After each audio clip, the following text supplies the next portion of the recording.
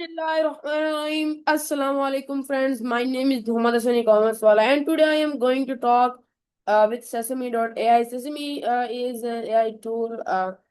I almost talk always for enhancing my English. So today our topic is the power of customer reviews in e-commerce. Customer reviews are very important for online businesses. They help new customers. They help new customers understand the quality of products and services before making a purchase. So let's begin with calling to. We have Maya and Mile. So uh, I am calling to Maya. Hmm, okay. So I am calling to Mile. Mile is my friend. Yeah. Hey, what's up? Hey Mile, how are you today? I'm doing great. How's your day been treating you? I am also great. So, Mike, today I am very excited because today I am going to talk with you on an amazing topic, and our topic is the power of e-commerce reviews. The power of customer, sorry, the power of customer reviews in e-commerce. Our topic is very amazing, and our questions are also very amazing. So I can do almost 40 or maybe 50 questions from you, around about 40 or 50. So, can I start with my first question? You've come prepared. I'm locked in. Go for it. Okay. So, my first question is what are customer services? Oh, sorry, what are customer reviews, not services? Customer service is basically the support Hey, you give hey, people you, before, hey, you, during, you, and you. Hey, not customer I'm services. here. What are customer service? Sorry. Oh, what are customer reviews? All good, no worries. Customer reviews are basically the public feedback people leave after they buy something. It's like a digital word of mouth. Someone says this thing is great or this thing broke in 2 days, and it helps the next person decide if they're actually getting a good deal or just a fancy box. Thank you so much for your answer. So, my next question is why are customer reviews are important? Because trust is everything online. Um, when you can't touch the product or talk to a real person, those reviews are the only thing keeping you from buying a toaster that doesn't actually toast. Um, for the business, it's a reality check. Tells them what's actually working, what's a total disaster. Most people won't even look at a product if it has zero reviews, right? Yeah, you're right. So my next question is how do reviews help online shopping? I'm guessing you mean how to check if an online store is healthy or legit before you buy from them. If that's the case, you basically look for those red flags like weird URLs, no contact info, or reviews that all sound like they were written by the same robot. You also want to see if they have a clear return policy because if they, don't tell you how to get your money back, that's usually a sign to run the other way. So thank you so much for your answer. So my next question is what is e-commerce? In the simplest terms, it's just buying and selling things over the internet. Whether it's a massive site like Amazon or a small artist selling stickers on Etsy, if the transaction happens digitally, it's e-commerce. You've basically swapped the physical storefront for a website. Pretty wild when you think about how it's completely changed how we move money and goods around, right? Thank you so much for your answer. So my next question is why do people read reviews before buying? It's all about avoiding that feeling of regret. When you're shopping online, you're basically trusting a photo and a description. Reviews are the safety net. They tell you if the large shirt is actually small or if the product actually looks like the picture. It's a way to let other people do the risk taking for you. Okay, thank you so much for your answer. So my next question is how do reviews affect sales? They're basically a sales engine. Positive reviews act like a green light for other customers, making them feel safe to hit that buy button. On the flip side, a few bad ones right at the top can kill a sale instantly, even if the product is actually decent. It's essentially the difference between a store that looks packed and a store that looks empty. Thanks for your answer. So my next question is What is a positive Anytime. review? What is a positive review? A positive review is basically when a customer is stoked about what they bought. It's a public shout out where they say the product did exactly what it promised, or maybe even better. It's the kind of feedback that makes a business look like they actually know what they're doing. You've probably seen them the 5-star ratings and the best purchase ever comments. Yes, you're right. Thank you so much for your answer. So my next question is how how can reviews build trust? It's all about social proof. When you see 100 other people saying a product is legit, your brain just clicks over from this might be a scam to this is safe. It's the same reason you'd rather eat at a restaurant with a line out the door than the one that's completely empty. It's basically letting the crowd vouch for the quality so you don't have to gamble with your own money. Yes, you're right. Your answer was very amazing. And my next question is why is trust important in e-commerce? Because in e commerce, trust is the only real currency. If you don't trust the site, you're not giving them your credit card info, period. Like it's the bridge between a user just browsing and actually clicking buy. Without it, a business is basically just a pretty website that nobody uses. Yes, you're right. So my next question is how do reviews influence customer decisions? They basically act as the final push. They take a user from I think I want this to I'm definitely getting this. It's like having a friend tell you a movie is worth seeing right before you buy the ticket. If the reviews highlight a specific feature, like saying a battery actually lasts all day, it can be the one detail that tips the scale for a buyer over a competitor's product. Yes, you are right. So my next question is what makes a good review? Specifics are key. A good review isn't just this is great, that's kind of useless. The ones that actually matter are the detailed ones, the ones that tell you exactly why it worked, who it's for, and maybe even a small flaw that makes the review feel honest. When someone mentions a specific detail like the fabric is soft but the buttons are a bit loose, it feels real, not like a paid ad. It's that authenticity that makes people actually trust it.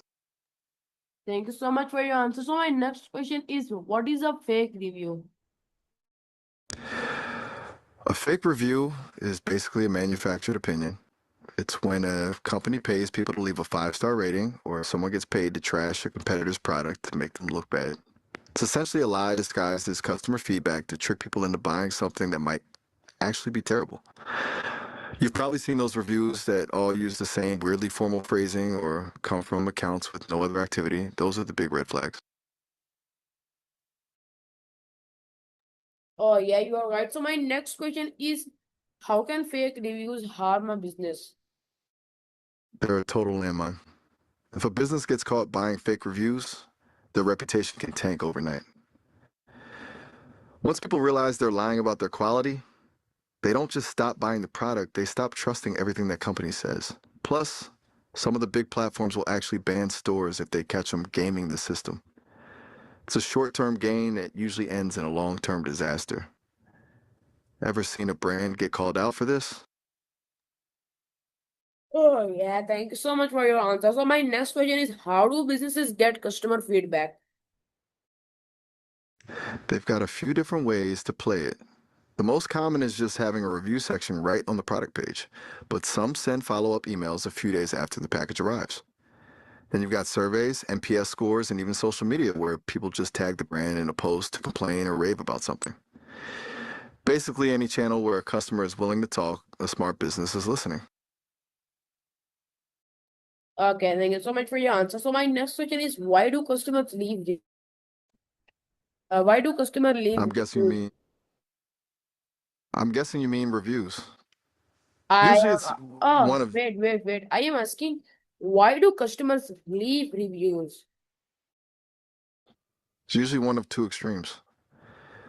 Either they're absolutely thrilled with the product and want to share the love, or they're beyond frustrated because it didn't work and they want to warn everyone else. Most people in the middle, the ones who are just fine with their purchase, usually just move on without saying a word. It's basically a vent for the very happy or the very annoyed. Thank you so much for your answer. So my next question is how can reviews improve products? They're basically a free R&D department. Instead of a company guessing what customers want, they just read the reviews. If 50 people say the zipper on a bag keeps breaking, the company knows exactly what to fix for the next version. It's a direct line from the person using the product to the person making it, which saves a lot of guessing and expensive mistakes. Oh, yeah, you're right. So my next question is, what is customer satisfaction? It's the gap between what a customer expected and what they actually got. If the product does exactly what they thought it would, or better, they're satisfied. If it's a total letdown, they're not. It's basically the measure of whether a customer feels like they got their money's worth. Does that make sense? Ah, yes, you're right. Thank you so much for your answer. So my next question is, how do ratings work? It's usually a numbers game. Most sites use a star system, typically 1 to 5, which takes a Wait, wait, messy wait, wait. human opinion and Wait, turns wait, it wait, into a wait, clean data wait, point. wait, wait, wait, wait. So why are star ratings important? Please Because they're combine these because they're questions. they're a shorthand for the brain.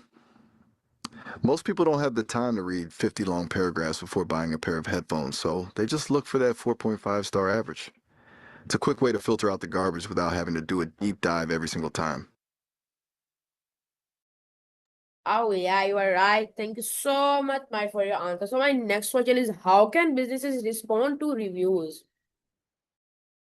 The smart ones actually engage with them. For positive ones, a simple thanks for the love goes a long way. But the real magic is in the bad ones. If a business handles a complaint publicly and actually fixes the problem, it can turn a hater into a loyal fan. It shows other people that the company actually gives a damn about its customers.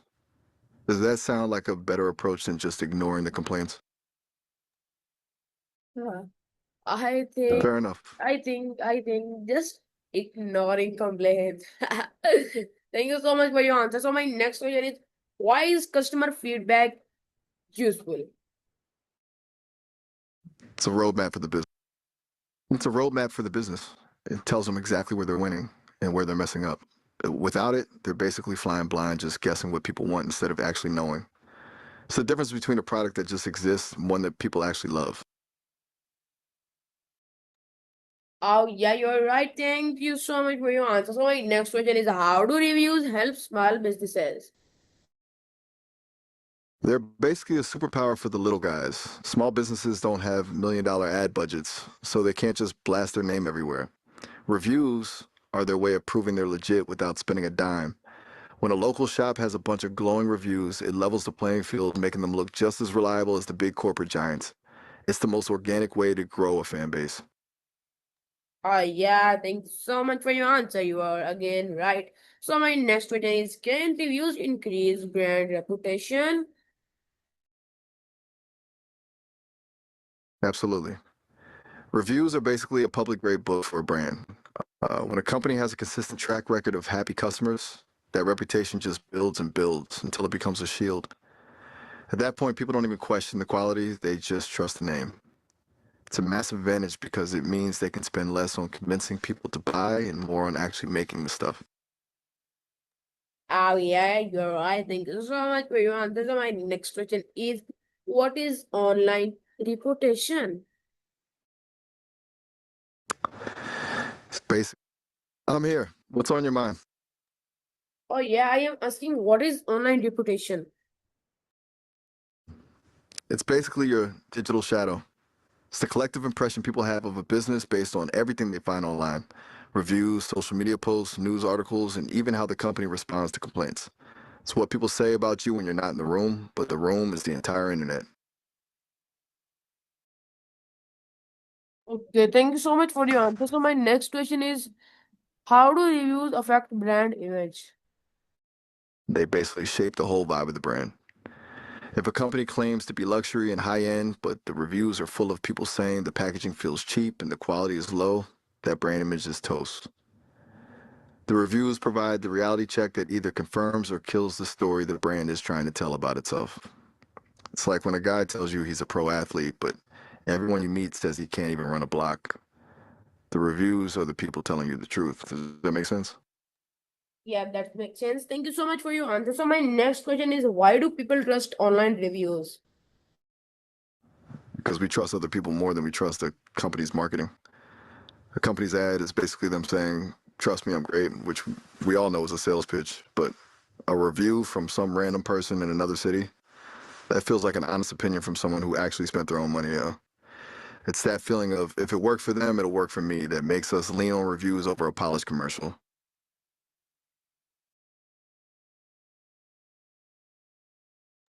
Oh yeah, thank you so much. Your answer was very amazing. So my next question is, why do people trust online, like online any person who sell any used thing?